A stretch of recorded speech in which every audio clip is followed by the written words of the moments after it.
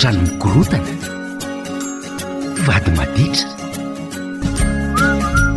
zanaka sarotra dezaina, arao ny fandarana tokantrano sy ny fiarahamonina, andraisanao torohevitra, vahaolana, iarahana amin'ny ekipa ny Club Jejo, Pasteur Dina. Dia araka izany fekira famantarana dia fantatrao tsara fa ny fandarana tokantrano sy fiarahamonina no arahinao ankehitriny faly izay miaraka aminao ary miarabanao manaraka indray ny fandaharana tokantrano sy fiarahamonina amin'ity andro an'ity. Misaotra ny namantsika etsy amin'ny lafiny teknika izay mampita ny feo any amintsika tsiraray avy. Ianao koa no tena isaorany satria rehefa mba mandombaravara izay dia nandray anay ianao. Mety koa ianao eny amin'ny toeram-pitsangatsanganana, raha sanatria izany ianao ka any amin'ny hopitaly dia mirary soa anao izay mirary fahasalamana tanteraka. Raha ohatra moa ka nitona-pahoriana ianao, mirary fampionana amin'ny fianakaviana iray manontolo no anjaranay. Raha nanaraka tsara ny fandaharana antsika tamin'ny herinandro ity dia resaka mampinamana ny resantsika ary anisan'ny zavatra anankiray ny hoe mivady pitikisana taminao ny namanao ary nijerentsika manokana ny amin'ny resaka vola. Androany ary dia hojerentsika hoe fahotana ve ny mitory olona raha ohatra ka anananao vola ny olona anankiray. Fahotana ve ny mitory olona raha anananao vola ny olona anankiray. Zavatra misy betsaka antsika malagasy ny tsy mahalotrosa ankehitriny noho ny amin'ny toe-javatra misy eo anivon'ny fiarahamonina. Fa tsy vita hoe ilay trosa ihany ingeny tsy voalohe, fa ilay nampinamana nandritra ny 7 taona, ilay zavatra ny fanaovana nandritra ny 7 taona rava no ilay trosa tsy voaloha. Dia izay izany no ezahantsika valiana ankehitriny hoe tena azo atao ve izany hoe mitory, ilay mitory tiako tenena izany ny mitondra ny raharaha eo anivon'ny ambaratonga fahefana mahefa izahana na amin'ny pôlisy any amin'ny fitsarana raha ohatra ka tsy mahaloa vola ilay olona. Andeha aloha jerentsika voalohany dia izao, ny trosa aloha dia mila takiana. Izany zavatra anankiray tena hoe ampianarina antsika. Tsy mahamenatra ary tsy mahadiso ny mitaky trosa. Rehefa anananao trosa ny olona anankiray dia tena takio. Tena takio, tena teneno izay ianao mbola ananako vola. Ataovy mihaja tsara ny fomba fitenenanao azy, aza atao ampinavinavonana. Zavatra misy mantsy dia izao, mety adinin'ny olona tokoa fa manam-bola aminy ianao. Tena misy izany. Tsy hoe mody fanina izy aloha amin'izay zavatra izay fa tena adininy tsotro izao hoe ianao ange manam-bola, ianao ange manam-bola aminy. Satria ny antony mety mahatonga ilay fanadinoana, efa zatra mikirakira vola be izy. Dia ilay vola ny samboriny tany aminao tsy ampafirin' izay efa nandalo teo an-tanany. Dia noho izany tsy tsaroany mihitsy hoe anananao volana izy. Dia izay no antony anankiray tsy maintsy hitakinao ny volanao, ampatsiahivanao anazy hoe ianao mbola ananankoatr'izao. Ary eto izany dia tena hoe ny tsara indrindra dia ny hoe aleo manoratra amin'ny taratasy kely anankiray, samy manoratra nareo na dia tsy fanarahana mazava ary ilay izy ohatrany hoe ity sao ataoko ato anatin'ity karine ity dia manoratra ianao koa mba manorata amin'ny kaianao. Fa ny tsara indrindra rehefa resaka vola ohatrany hoe mifampidipiditra dia aleo misy taratasy foana ihany, satria zavatra misy mantsy dia izao. Io mety isy zavatra hitranga dia tsy amposintsika izay hitranga mbola jerentsika moa izay rehefa avy eo. Fa ny trosa izany dia mila takiana. Ny trosa dia mila atao mazava tsara, mila atao an-tsoratra mazava tsara mba tsy hisy ny disadisa any ariny. Fa mety mahatonga anazy ihany koa dia izao mahatonga ny hoe tsy maintsy ampitsiavintsika ny resaka trosa dia ny hoe mety koa me olona mody fanina. Misy olona tokoa tena mody fanina. Efa zatra mpitrosa aman'olona izy, efa lasa toetrany mihitsy io tsy maintsy mitrosa io dia mody fanina izy. Dia rehefa tsy mitaky ianao dia ozy izy hoe izy ary tsy nitaky. Dia izay ny antony tsy maintsy hitakianao an'ilay volanao satria volanao iny manoloana ny olona mody fanina. Izay izany ny zavatra anankiray. Tsy maintsy takiana ny trosa satria misy olona mody fanina toetra mihitsy n'ilay mitrosa. Tsy ohatrany tsy mahazo aina izy raha tsy mitrosa aman'olona, ohatrany tsy mahazo aina izy raha tsy miteny aman'olona hoe za tsy manana, ka tena mety atao amin'ireny olona ireny dia ny mitaky an'ilay trosa, mampatsiaro an'ilay trosa.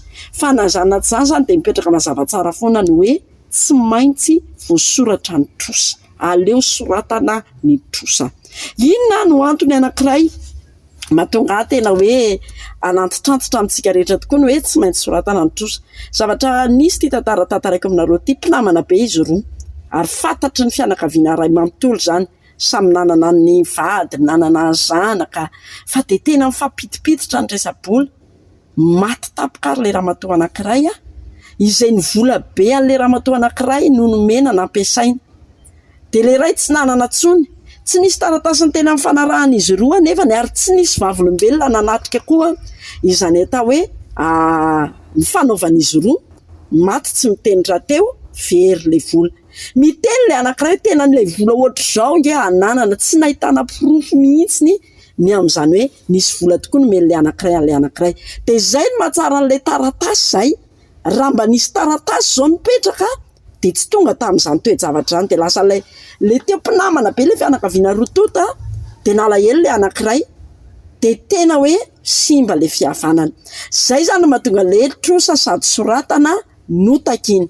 Fa ny fanontaniana napetraka tamintsika amin'izay zao no valiana hoe raha ohatra ary efa notakianao le trosa, ny soratana le trosa, fa le olona tsy vitany hoe mody fanina fa tsy mety mandoa tsotro zao, tena lavo ny tsotro zao, ary zay le hoe mivady pitipisana taminao le olona, tsy mety mandoa an'le trosa izy. Mety misy olona aloha zany mba hoe te handoa an'le trosa de ao fa omeko amin'ny herinandro, ao fa omeko amin'ny tapa-bolana, ao fa omeko fa mbola sahirana. Reny zany mbola azo azy ihany mieritreritra zany hoe tena hoe miaiky any zany izy hananan'ireo olona vola.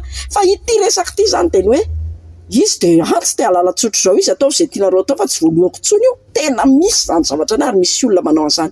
Fa hotana ve ny mitondra ny raharaha eny anivon'ny fitsarana na eny anivon'ny ambaratonga maheva, tsy any valiny. Tsy fahotana ny mitondra ny raharaha eny amin'ireny toerana ireny. Ny antony de izao, ireny toerana ireny anankiroa ihany koa de fomba iray hitaizana ny olona. Zany zavatra iray tokony fantatsika. Ny manam-pahefana zany tsy hoe biby fampitahorana fotsiny ihany, tsy zany loatra raha te koa ary le izy, fa tena hoe natao hitaizana ny olona ary natao hatonga saina ny olona ireny toerana ireny. Fa saingy amintsika moa de misy fieritreretana hoe raha vao mitory de tonga de ohatrany hoe ratsy avy hatrany zay olona mitory. Zany indraindray ny zavatra tonga tsaintsika. Fa ny zavatra misy koa nge tena hoe misy olona koa tokony mba hanariny. De anisan'ny fananarana nge zao le fomba fitakiana le trosy. Anisan'ny fananarana nge reny hoe ny soratana le trosy. Kanefa tsy mety hanarina tsony le olona tonga amin'ilay fiteny efa tsy raitra mibala fananarana. Izay no mahatonga hoe apetraka eny amin'ireny ambaratonga maheva. Fa hitantsika tsara ary nge fa alohan'ny tena hikarandrara eny amin'ireny ambaratonga maheva de mbola misy ny manaova aloha raha-pihavanana. Eny izy zany vao tsy maintsy manoratra hoe za de anaiky andohan'ity trosy ity tokoa. Ary de tena tokony hoe fany amin'izay, tokony tanterahany amin'izay zay rehetra azony atao. Ary mitady ny fomba rehetra izy mba hamerenany an'io vola io. Fa azo koa nefany azonao atao tsara koa ny misafidy tsy hitory. Azonao atao tsara ny misafidy tsy hitory. Indrindra raha ohatra ka mba ataonao kajikajy na de hitory ary ianao mety tsy ho tafaverina tsony le vola anankiray. Higadra lay ray aman-dreny de hijalany zanany, ianao ihany mety ho sahirana hanatitra sakafo noho ny sasany.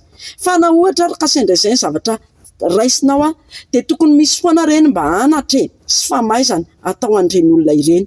Fa tena zany ny zavatra ray manimba ny fiarahamonina ary tokony ho fantatsika tsara fa ny olona le nitrosa taminao nge tsy hainao ihany ny simbany, tsy hainao ihany ny simbany, satria ny volanao tsy naveriny nefa mety mba vola ilainareo menakavy. Fa izy koa manimba tena, satria eritrereto tsara zany hoe le trosa izay nitrosainy taminao tsy mitondra soa azy, tsy manambina azy, raha izay ny azo hitenenana azy, tena hoe lasa ozina ho anazy iny trosa iny. Ka raha ohatra ka nisafidy ianao hoe tsy hampandohan'le trosa ary tsy hitondra ny raharaha eny amin'ny ambaratonga maheva mba hanery azy andohan'le trosa, de ny zavatra anankiray de tena mila mifampiraharaha aminy ianao, mila mamela azy ianao, satria na ianao hijaly na izy koa hijaly de tsy dikany akory le trosa ny fihavananareo rahateo efa potika ary de tena hoe tsisy tsony mampihavana, mampirahavavy, mampinamana, ny mampifanolobodorindrina no lay trosa. De raha fihaiziko zany ny zavatra ny fampizarantsika androany mahakasika an'ity trosa ity. Mino fa ny akamaroan'ny tokantrano tena miaina ao anatin'izany na manana trosa aman'olona na nanan'olona trosa, de ireto ny zavatra azoko ambara.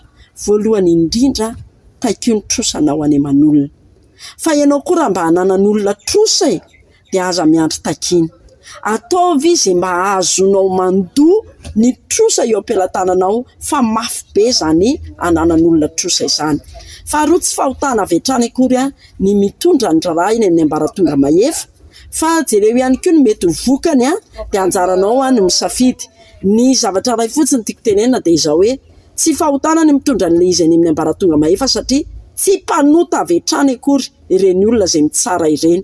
Fa raha ohatra mantsy ka everintsika fa fahotanany mitondra an'ireny any amin'ireny ambaratonga mahefa dia ohatrany hoe ilay asa ataon'ireny olona ireny mihitsy izany nefa tsy mety. Kanefa tena ilayntsika ireny manam-pahefana ireny mba hitaizan'ny fiarahamonina sy hanafay amin'ny fotoana izay ilana azy. Fetra moa fotoanantsika androany a, fa dia izay no azona tolotra mirarisoanao izay misaotra anao ny safidy niaraka taminay. Mametraka ny veloma mandra-piona mirarisoa indrindra tompoko. Tokantrano mikorotana, vady maditra, zanaka sarotra tezaina, arao ny fandarana tokantrano sy ny fiarahamonina, andraisanao torohevitra, vahaolana, iarahana amin'ny ekipa ny Club Jejo, Pasteur Dina.